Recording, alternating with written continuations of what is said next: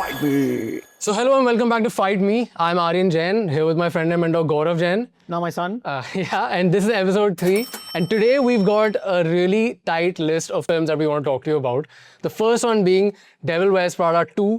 The second one being the drama. And without any delay, let's start with The Devil Wears Prada 2. And would you like to begin? I mean, The Devil Wears Prada 2 is a sequel to a massive smash from 20 years ago called Devil Wears Prada, which was a very popular book as well.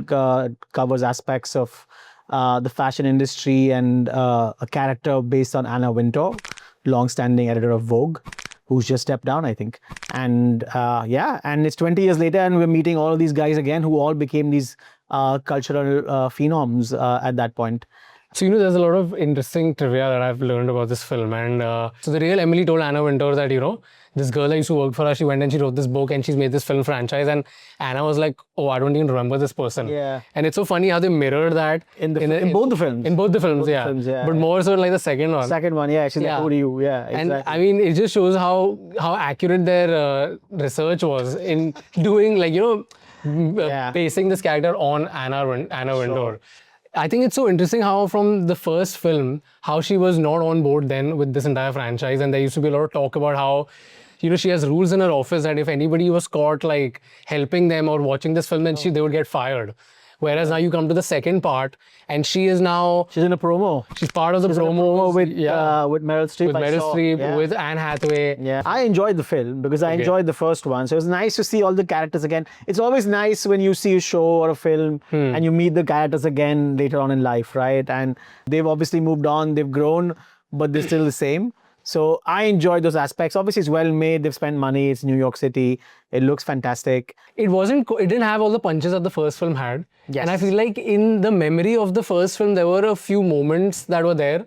I think it does a few things very well. It captures where journalism is today and how it's kind of collapsed on itself. All those, when the film came out, it was the heyday of all these publishing sort of giants, Vice and, Gawker and all the other sort of online players were all now disappeared. The other really interesting thing was that apparently Anne Hathaway was not the first choice for this character and she was actually the 9th choice. Which is unbelievable because you can't see anybody else in the role. Not at all. Yeah. Like such an iconic, it's her now, it's her and that's how you that's the identity that you build around her. And apparently Rachel McAdams was like their first choice who said no multiple times. But I mean, it was fluff then, it's fluff now. But this felt like more of a meta film that you're just there to enjoy for Meryl Streep I think very clearly that's what it is. And Emily Blunt. Yeah. That's what it is. That's the whole point. I also saw the audience, by the way, Thursday night screening. I would say it was 85% full on a Thursday night. So here's the thing, guys. Make good films that people want to watch and they will go to the theaters. Correct. It's not like the films have died or movies have ended. Give them a reason to go and they will. Yeah. So yeah. I think my least favorite part of the film was the love interest between Anne Hathaway and her my Lord. boyfriend. I think that's one place where we'll agree. Yeah. Who is this guy? Who the hell is this guy? Why is he here? You couldn't get a different, bigger profile Australian in there or a better actor? Yeah, like he was such a... I mean, no disrespect to the actor. I'm sure you're a good actor and I'm sure you have whatever, but I just feel like... Who the fuck are you, dude? Yeah, like... Yeah. You couldn't get Chris Hemsworth. So bland. Yeah, like so bland and... Yeah. I mean, I can't really blame him for the lines he was given. It just felt like they just found him there or something. Yeah. Like literally they were shooting in a real flat where they show him. and he was already there, so okay, you might... For the locations. Yeah, and they found him you say the lines. Yeah. It really felt definitely like that. seemed that way. Yeah. And another really funny thing about this is this whole controversy that's going on with Andy's assistant character. The Asian lady. The Asian girl. Yeah. Apparently, a lot of Chinese and Korean people have taken offense because in the film her name is Jin Chao and it sounds like Ching Chong. And it seems like people are taking that in a sort of I mean, of course, I would be sensitive. But who knows whether that was why they named her. I don't think anybody that's making a film like this, which goes out to people in the world, and they're fairly sensitive, I don't think that would be the intent. Definitely not. Maybe somebody's making mischief online. I genuinely don't think anybody would... would do that. But that's what they're saying, and they also have an issue with the fact that she's like a stereotypically nerdy, like your cliched Asian character. But you know what? I mean, you have another Asian character in the film, Lucy Liu, who's like a billionaire tech mogul. That is true. Who comes in and kind of saves the day in the end. So I mean, it's very narrow-minded for one to think of people like, oh, this is a stereotype. It is, but there are very, very smart Asian people, and she's in the fashion business, and she's, getting through. So, I don't think it was strictly a stereotype of that. Plus, Lucy Liu on the other side is like upper echelon of success, and typically what white people would be shown to be doing, right? And it's her, and she had like 2 scenes, and she was fairly effective in all of them. Correct. I mean, come on. No, definitely. I was actually surprised. I didn't even know she was in the film. I saw the credits. Yeah, I was like, oh wow, Lucy Liu, like, where is she in this? Yeah, it was kind of good to see her. So I think now let's go on to the second film. Yeah. Which is The Drama. So the drama is basically about a couple who's set to get married the coming weekend, wherein the bride reveals something that she did or almost did when she was a kid. And that sort of leads to a lot of chaos and mayhem. Spoiler alert, you want to say what it was, or? So spoiler alert, she almost shot up a school. Yeah. And so now look, here's where I sort of stand on this. When I saw the film, I quite enjoyed the film as a film. I really liked this director in particular, his first film, Dream Scenario. Very interesting, very out there, very wacky guy.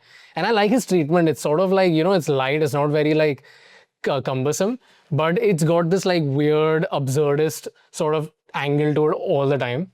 So I really like this director's work. I just feel like you kind of swindled with the drama a little bit. Like you went in thinking this was going to be like a rom-com or like a love story. It has that vibe, it has that look as well. It's shot that way.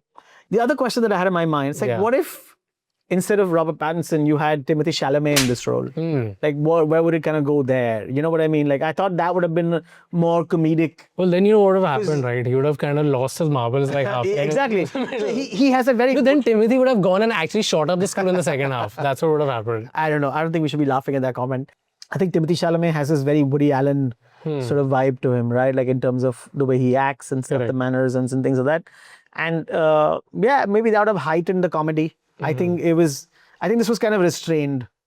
It's a very unique problem that probably Americans would recognize more than Indians would. Definitely. Because getting shot up in school is not something that happens in India, right? Yeah, and so that's what the other thing, it's a bit odd to me. So what I understood from the film was that it's about empathy and judging people. Zendaya reveals a thing, the friend freaks out. Then Robert Pattinson takes a moment to sort of accept it. Then he lashes out in a way where you start judging him. And at that point, as an audience, you're like, okay, I judged her, I judged him. So does it really make sense to judge anyone? So would you, in that situation, go through with the marriage? For sure, because it's an aspect of it, and you obviously discuss it, and then you also worry about, like, is she going to shoot me up as well? Like, is that going to happen? So that's the thrill in the relationship. No, I mean, sure. No, but okay, so I also feel like I would still go through with the marriage if I found out something like that. But it just felt like a really odd thing to address in a film like this. Yes. And I think that's what works. Which is kind of enjoyable if you think about it. But I just don't like how they went about it. So I didn't enjoy that side of it. It turned into a bit of a dramedy. It could have been an interesting black comedy instead. Like that would have been more fun to watch. I don't know if I like it or not. I feel like I'm still processing everything because I'm still confused by the question the film has asked me. I'm still a little alarmed, like, oh, why did this happen? But all in all, it was a weird film, and I guess that's what it was meant to be.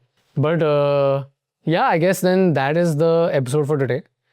And let us know what you guys think. Like, subscribe, share with people.